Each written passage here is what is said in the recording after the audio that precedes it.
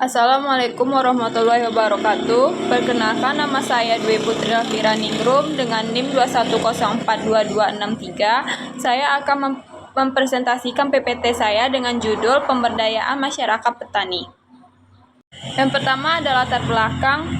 Pendekatan pemberdayaan masyarakat dalam pembangunan mengandung arti bahwa manusia ditempatkan pada posisi pelaku dan penerima manfaat dari proses mencari solusi dan meraih hasil pembangunan.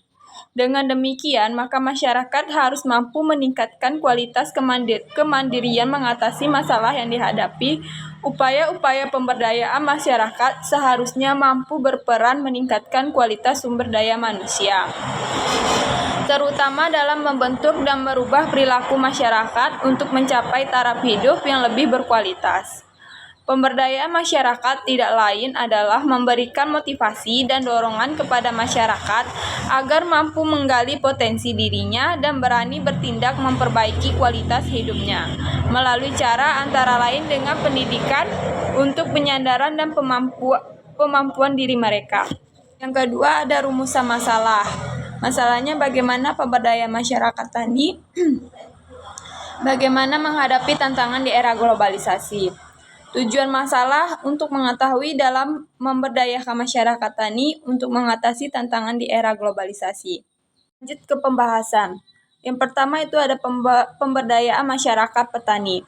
Pemberdayaan petani menurut Kepala Badan SDMP dilakukan dengan 5 jurus, yakni yang pertama itu ada kegiatan agribisnis harus berorientasi pasar, kuantitas, kualitas, dan kontinuitas. Yang kedua, usaha agribisnis harus menguntungkan dan komparabel dengan usaha lainnya. Yang ketiga, agribisnis merupakan kepercayaan jangka panjang. Yang keempat, kemandirian dan daya saing usaha. Yang kelima, komitmen terhadap kontrak usaha. Pemberdayaan kelembagaan petani meliputi yang pertama itu ada petani subsistem tradisional yang telah berubah menjadi petani modern, berwawasan agribisnis difasilitasi untuk membentuk kelembagaan petani melalui proses partisipatif dan bottom up. Yang kedua ada untuk membentuk kelembagaan petani yang kokoh, perlu disusun suatu instrumen pemberdayaan kelompok tani. Yang ketiga itu ada instrumen pemberdayaan kelompok tani. Pemberdayaan usaha tani meliputi kegiatan yang pertama itu fasilitasi kelompok usaha tani yang tidak fasiabel dan tidak bankabel melalui bantuan langsung masyarakat untuk mengembangkan usaha agribisnis. Yang kedua, mendorong kelompok usaha tani yang tidak fasiabel dan tidak bankabel menjadi usaha yang fasiabel tetapi belum bankabel. Yang ketiga, fasilitasi kelompok usaha tani yang fasiabel tetapi belum bankabel dengan kredit ketahanan pangan dan energi, dan kredit usaha rakyat untuk mengembangkan usaha agribisnis. Yang keempat, mendorong kelompok usaha tani yang fasiabel tetapi belum bankabel menjadi usaha yang fasiabel dan bankabel. Untuk mendukung usaha tani yang fasiabel dan bankabel, pemerintah perlu menciptakan iklim usaha yang kondusif agar investasi domestik dan investasi asing masuk ke sektor agribisnis. Yang kedua itu ada tantangan di era globalisasi. Menurut Saragi 1998, makna terdalam era globalisasi dalam struktur perekonomian adalah perdagangan bebas. Dalam perdagangan bebas berarti ada persaingan. Dalam globalisasi tersebut, yang akan bersaing adalah barang sekunder, yaitu produk agroindustri di Indonesia, bahan baku untuk industri tersedia. Tetapi yang menjadi kendala adalah penggunaan dan penguasaan teknologi modern yang memperkuat agribisnis atau penekanan masalah yang dihadapi dalam era globalisasi adalah pada peningkatan SDM termasuk bagi para petani dan nelayan kecil. Beberapa aspek penting yang perlu mendapatkan perhatian dan pemberdayaan masyarakat petani dan nelayan antara lain. Yang pertama itu ada pengembangan organisasi atau kelompok masyarakat yang dikembangkan dan berfungsi dalam mendinamisir kegiatan produktif masyarakat. Misalnya berfungsi HKTI, HNSI, dan organisasi lokal lainnya. Yang kedua, pengembangan jaringan strategis antara kelompok atau organisasi masyarakat yang terbentuk dan berperan dalam pengembangan masyarakat tani, sosialisasi dan organisasi petani dan nelayan baik dalam skala nasional, wilayah maupun lokal. Kemampuan kelompok petani dan nelayan kecil dalam mengekses sumber-sumber luar yang dapat mendukung pengembangan mereka baik dalam bidang informasi pasar, permodalan, serta teknologi dan manajemen, termasuk di dalam kemampuan lobi ekonomi.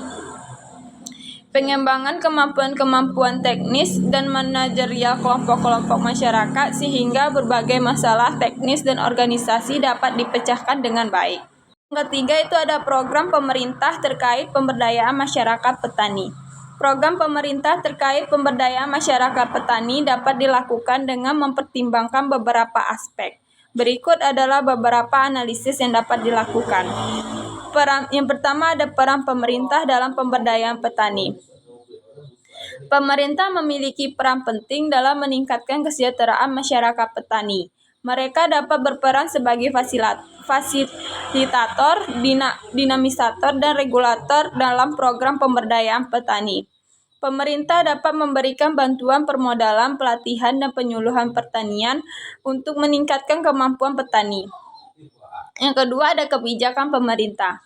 Kebijakan pemerintah yang efektif dan efisien sangat penting dalam meningkatkan pertumbuhan ekonomi dan kemandirian masyarakat petani.